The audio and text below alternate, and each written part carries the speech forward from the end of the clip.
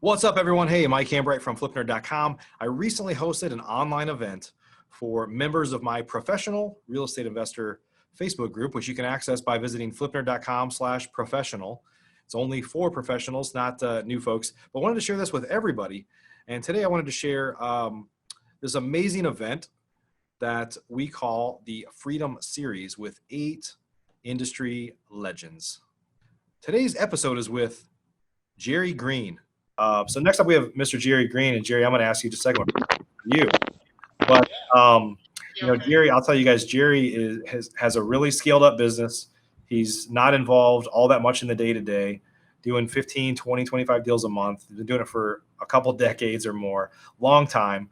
And so we're going to be talking about scale here. This will be a treat for you guys that are on the scale up standpoint. So make sure you got your questions ready for Jerry as we kind of get started here. So Jerry, great to see you, buddy. Hey, likewise. Hey, Lee. Hey, I lost. So your audio just went. Can you hear me? It's super light, Jerry. Hey, that sounds like that's got the microphone.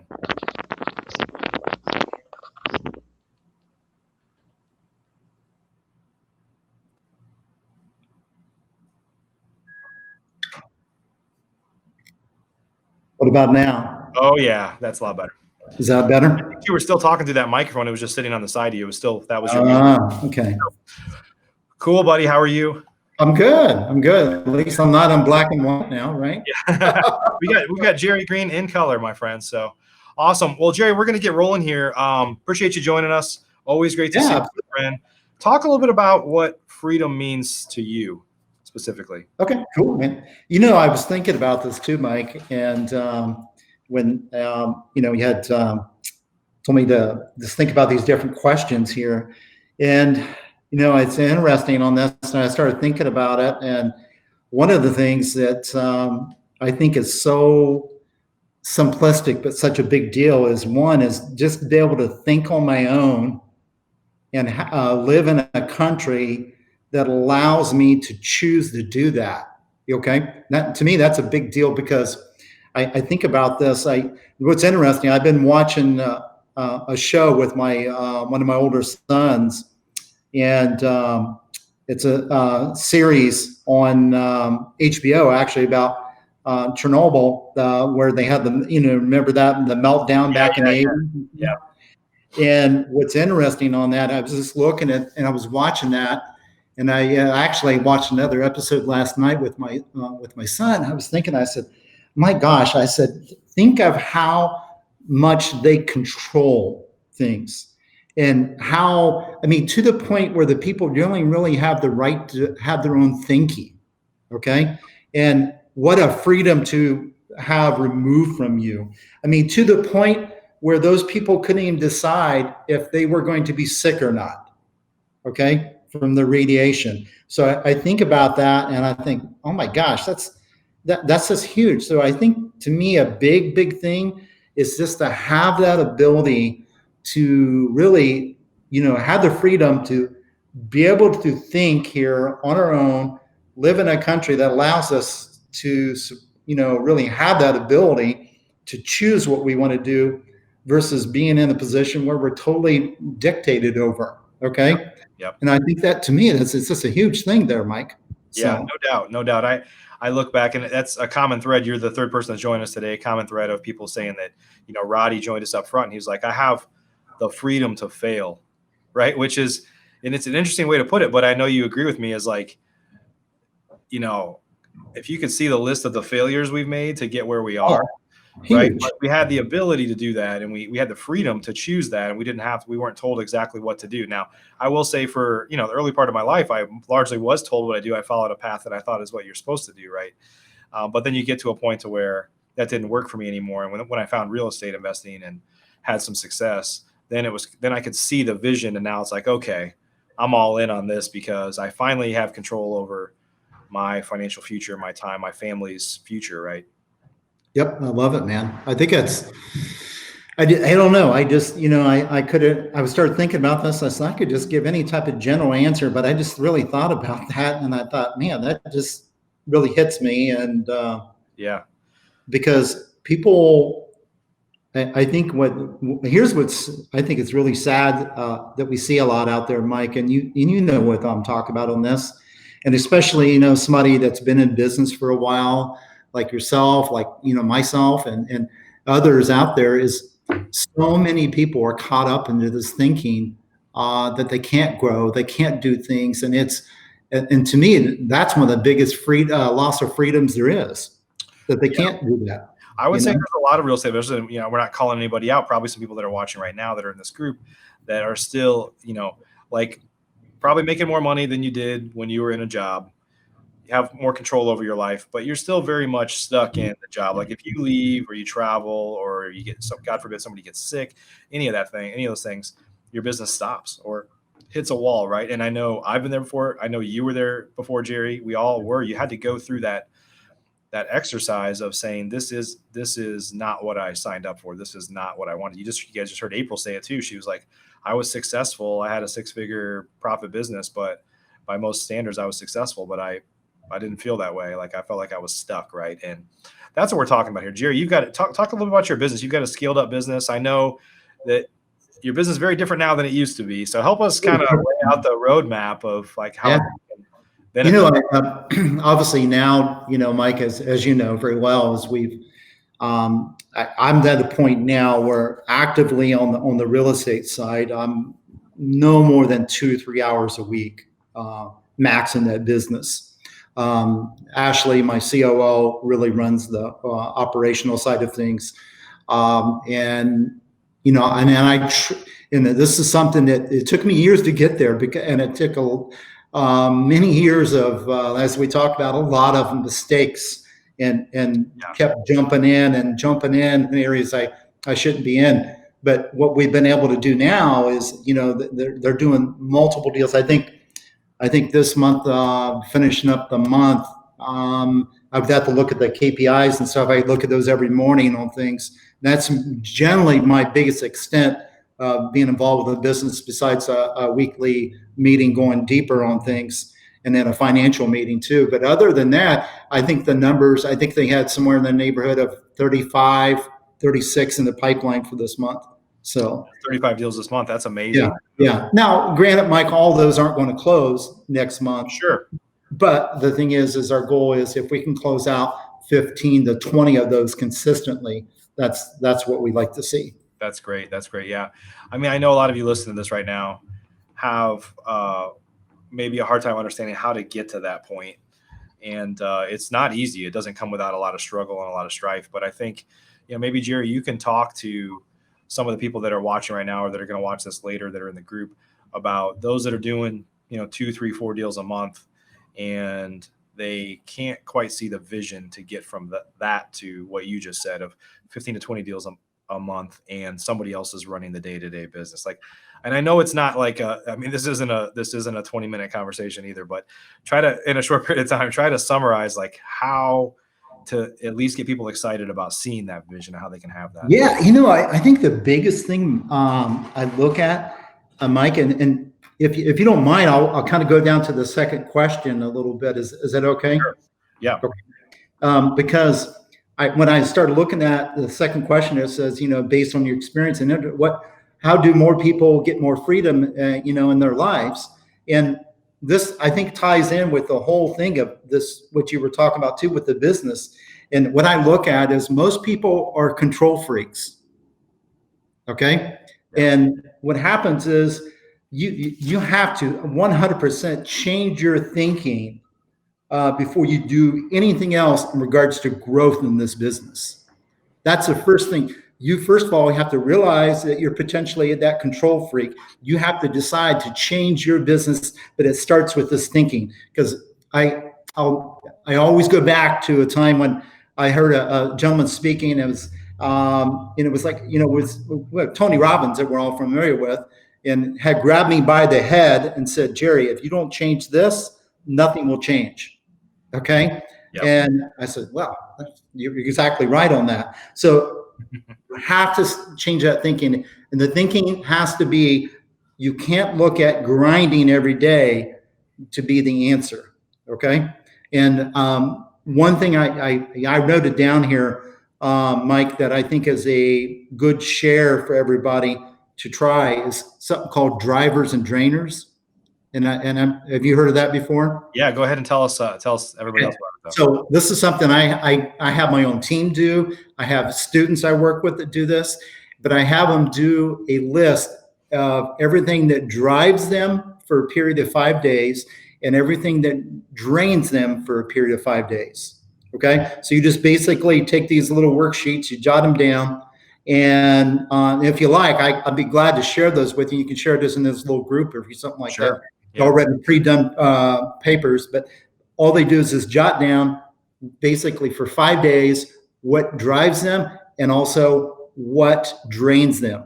And I think to me, that's one of the starting points is to figure out all this crap that's clogging you up.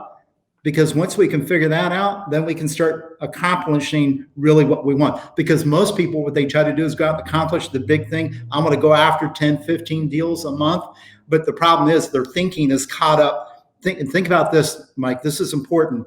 Is their identity is stuck at 2 to 3 deals a month, but they're trying to go after 10 to 15 deals a month. It'll never work.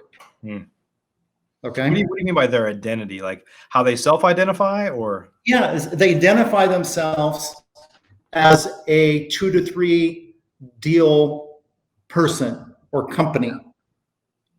And they never put themselves in a position where they look at them. They talk about it and they say they want it, but what happens is their identity is down here and they're going after this. Well, the thing is they don't match. Yep. Okay. And that's where people run into. And I can tell you on that, brother, I've done that for years. And that was a big problem. Yeah. I know for a fact, a bunch of stuff that I do, I'm totally in the way. We have a business now, our agency model, the Investor Machine. Got my shirt on here, Investor Machine. We have a COO in that business and he is rocking it. And the truth is like, I'm like, oh my God, like he's just going so much faster than what we could, or I could on my own. 100%. I know what you mean. Like I'm out of the way now. The truth is we hired a guy that has no real estate investing experience and he doesn't have these preconceived notions about how things should work, which I do. Right. So it was like, once I like eliminate that and I'm like, just do it. And, tell me if you have any problems. And it's just amazing the difference that's made. I know you have a COO too. And so, maybe share first up, let me ask those that are watching a question. So just chat in here what you think your roadblock is on. By the way, I want to say this too. I don't think everybody's goal is always like units shouldn't be a goal, because right. If your profit on them is $3,000 versus 30 grand, like who cares about units, right? You can't put units in the bank. And the goal, honestly, for a lot of people is not even money for the sake of money. I think Jerry would say the same thing. It's not like Jerry's trying to get a nicer house or better cars. Like he just wants the freedom that provides and the tool that money can be to grow, impact lives, do other things. Would you agree with that, Jerry? This isn't like you just want more in your mattress, right? I mean, it's like it's a tool, right? That is, I agree with you on that, Mike. Totally. One thing that I enjoy now more than anything is really this ultimately, when you build a team and you build it right, there's nothing better than giving it back and supporting your own team. Yeah. Okay. Yeah. When I say it's a tool, it's like you can't have a COO in your business if you can't afford them. Right. And so sometimes that decision, not sometimes, every time, that decision to scale up it'll give you the resources. Ultimately, that's why you do it, is it can give you the resources to run your business without you. And ultimately, here's the interesting thing, Mike, is people always say, man, well, I don't want to be doing that much business. Well, I look back, I work less in the business doing that volume that I did when I was doing 3 or 4 deals grinding myself. Right. Total different ball game. Total different. Yep. So guys, chat a couple questions in here, what you have about scaling up in your business. So Jerry, talk about, you work with a lot of real estate investors. You're a member of our Investor Fuel Mastermind. You've been around a lot of people. You've been around for a long time. Still a super young guy. Let's kind of make that clear. Yeah, I like that, Mike. Yeah. But what's the difference that you see between the investor that is still very much self-employed, might financially be way better off than when they had a job before, but still kind of stuck in the self-employed realm versus those that, and I know you talked a little about mindset, but maybe there's some other things about scaling up and being able to kind of take their business to that next level. What's the difference you see in investors that make that decision versus don't? Well,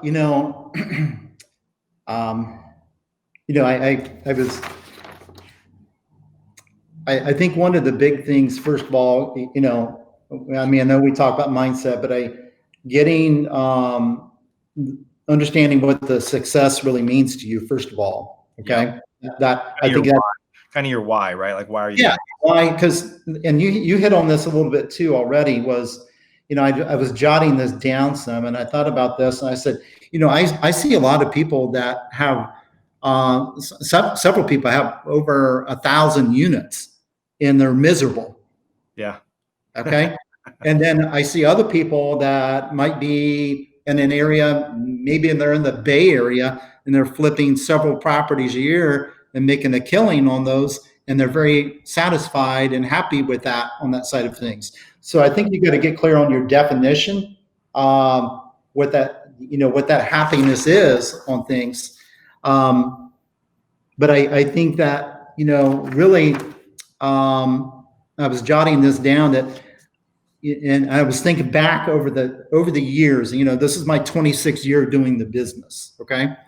And I can tell you, Mike, that one of the if I can narrow it down to one of the most key things in my business is being very focused on things. Okay. So not being in a position where you're changing direction constantly all the time. Okay. And I see that I have seen that with so many students and people that I've worked with the 26 years, including myself. Yeah. Okay. Is every time we're changing directions, like I done the rehabs, I've done commercial side, I've done multifamily. I set up an investment fund. I've done all these different things. Okay. And I go all these different directions. Okay. The thing is, the more focused you can become, the more niche, as they say, the more niche you become rich. Okay. And that is something that I think is extremely important. And it took me many years getting kicked around to realize that. But this is kind of going back and doing almost like a drainer and driver back in years ago. But I realized that every time that I had the major successes in my business or any area of my life is when I was very laser focused. Yep. I agree with that. I get shiny object syndrome too. And I will say, from an investment standpoint, like for 11 years, we did nothing besides single family. Didn't try to get creative on stuff, creative finance. I have some regrets about using creative finance, not using it more because I see the value in it now. But, I do more multifamily and other things now. But for sure, there's a lot of people that I know that single family guy, next thing you talk to them, they're all in on Airbnbs, and like people just switch all the time. And, part of it is it's probably worse than ever now, because with social media, you can easily see, you can see what everybody's doing. Like those shiny objects are dangled, in your face a lot more, right? Yeah. It's whatever looks sexy that week. Yeah. Yeah. So I just tell people, like, hey, just get good at one thing first, and truthfully, that's the benefit of having a team and having somebody else that's running a lot of your business. It gives you the time to strategically focus on other things, right, that might make sense. That's the beauty of that, is I think that people have to realize that is ultimately, and here's a big thing too, Mike. I see it. Look, I think it's great to have rental properties. I have them, and I've sold some over the last couple of years. I've sold several multi-family buildings, and but one of the big things, I think people, they get this set in their head that, well, I don't want to constantly go out there and be grinding, finding new deals to sell and things like that. And I mean, think about other businesses that are global on an international level, okay, that are outside of real estate, and they scale and they operate and they have teams, they have processes tied into overall systems, operating systems, and and that creates a cash flow for the owners or the shareholders, and so forth of the business. Yep. Well, you can do the same thing with real estate. Okay, it doesn't mean you have to go out and buy a bunch of rental property. There's nothing wrong with that, but people have to understand you can build a cash flow business out of buying and selling or wholesaling or whatever you want to do with the business. Yep. You just have to remember that you got to start treating it as a business and not treating it as something as you're just doing on the side or as a hobby. And people, I think real estate more than anything else, people get so personal with it more than other businesses out there. Yeah, you're right. You're right. Yeah, for sure. Part of it is because they're doing everything. So you just get so ingrained and like it starts to become your personal identity as this is what I do, right? Yeah, 100%. Yeah. Because people ask me all the time, Mike, and they go, "Oh, what? Hey, did you buy that?" I don't even know what properties we buy anymore. Yeah. I don't know. I'm guilty about it. Like a few years ago, I started to kind of say kind of publicly, like, I'm kind of over the transactional nature of the business, and I used to get a lot of pride in like beautiful rehabs, and I like that, you're right. But it's like I just, for me, it's just it's selling a widget ultimately. At the end of the day, I'm not in it because it's real estate anymore, but I'm in it because real estate provides the biggest opportunities to make money. Like if I could make, 30 grand selling a taco, I would do that too. But I mean, that's not an option. How do we sell 100 of those a day? Yeah. So maybe you could talk a little bit about, we had a question like who's kind of your first hire? I know that's a common question and it depends on a lot of things, but maybe share your thoughts on when you're growing your team, how do you figure out, who the first hire to is? I think to me, and I've looked at this numerous times, Mike, and I work with a lot of people on coaching and things like that. And one of the first things I have 99% of all my students do is they bring an assistant in. Yeah. Okay. And that's one of the biggest things. Typically, that assistant plays a couple different roles within the overall company. And what as I look, I'm big a believer looking at things on the way of an accountability chart. And I think that. And we're in a position that what I typically see is somebody coming in where they're more of an assistant role and also involved in like transaction coordinating, that type of role. So they're sharing on that because that's where most people spend a tremendous amount of time. Yeah. And here's one of the things, Mike, and I've had a hit on this real heavy with a lot of people I work with a lot of people don't really understand the power of having a true assistant.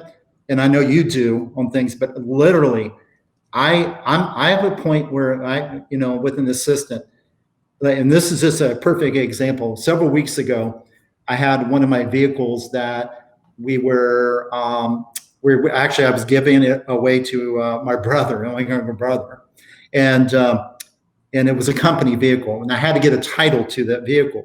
For some reason, we didn't have the original title here, and so they came in the office and said, "Hey, Jerry, you got to go get this title. It's got to be you." And here's what I started doing on stuff like that, Mike, is absolutely refusing to do things like that. Not because I'm too good for it or anything like that. It's because I determined that I was not going to do type of things anymore. And I said, figure it out. I'm not doing it. Okay. You guys have to figure it out, not me. I'm not doing it.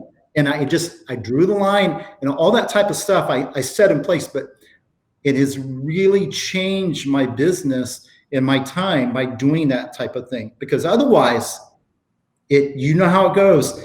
What happens is one thing leads into another and we start reverse management of things. Yeah. Yeah. There was a time where I had to say to my team, I was like, I just felt like everything is coming through me. The truth is I'm part of the problem. Like I want to like you said, I'm a perfectionist. So I'm like, I kind of want to have my stamp on it, but I'm like stuck in these things. And I just got to the point where I was like, look, guys, don't ever bring me a problem. You bring me a solution. Like if you have a problem, figure it out. And if you have a problem that you can't figure out, like come bring me a couple of solutions that you think we should take and I'll approve it. But like, I can't solve everybody's problems anymore. And I know I created that, but just that powerful thing, maybe some of you guys listen, just go to your team and say, look, if you ever have a problem, like, you can't tell me about the problem unless you suggest a solution as well. And it'll change everything. People are just like, I was going to talk to you about something, but I figured it out. It's like, awesome. That's what I wanted you to do. Yeah. Well, ultimately, Mike, is get to the point where you can answer as many questions from your team with a yes or a no. Yeah. Okay. Yeah. That's the power. The more you can get to that. In fact, a great book on that is called Turn the Ship Around. Okay. And naval captain took a kind of dysfunctional, ship like that and turned the things around. And that was his goal. They couldn't come to him with anything but a yes or a no type question. Yeah, that's awesome. So, Jerry, what do you, maybe you could give a little thought here, something a little bit outside of the box, but you've been around for a long time. I think a lot of people are questioning this market, right? It's a weird market. We've had weird markets before, and this is unlike any of them, but I think, the retail markets are still pretty strong. You're probably seeing that too, right? There's just a lot less inventory. So yeah. I mean, that's a big thing there, buddy, is I think that we're seeing a lot of inventory, be very, shrunken down. So it's causing obviously the demand to be way up on things. Right. But where do you think this market is going? Maybe give some folks that are listening here your guidance of over 25 years in the business of, and maybe you don't know where it's going, but the mindset of like how to not let fear of going into unknown territory hold you back. Yeah. Well, first of all, I'm super excited. Yeah. So I think there's a lot of opportunity right now on things. I think that, we have to realize too, the reality of things too. We're seeing, historically, a repeat of things too here where, we're printing money. Okay. We're in a position where interest rates are at zero, all these things are come in play. So we know go back time in history on things. So we know that we're repeating a lot of this. And I just think that, obviously I think we're way, way early on things right now, Mike. Yep. Okay. But I definitely feel that, the reality is, I don't know what the unemployment numbers show up in the 10, 12 million range, something like that. So I don't know. It seems high. I don't know what it is, but obviously maybe it's higher. So I think that was a percentage. I guess it's even higher than that. But what I guess what I look at on things is, look, right now, I think a lot of stuff is very, propped up by obviously our government on things. Okay. But I think that, the thing is there's still a huge demand right now of property. And I think you should be running with that 100% on things. I think the big thing that you just got to be smart about is just don't get into over leveraging things. Sure. Okay. I can tell you, Mike, back in 2008 in that realm of things that, there was some groups of properties that I had that I took some hits on because I was pretty heavy leveraged on some of those. Yeah. Okay. But the thing is what's interesting too on that, Mike, too, is that probably 90% of the people that I was associated with back then did not make it through that cycle because they were over leveraged and very heavy on things, and just it didn't make sense. And they always kind of got on me because I wasn't. Why aren't you holding everything? Yeah.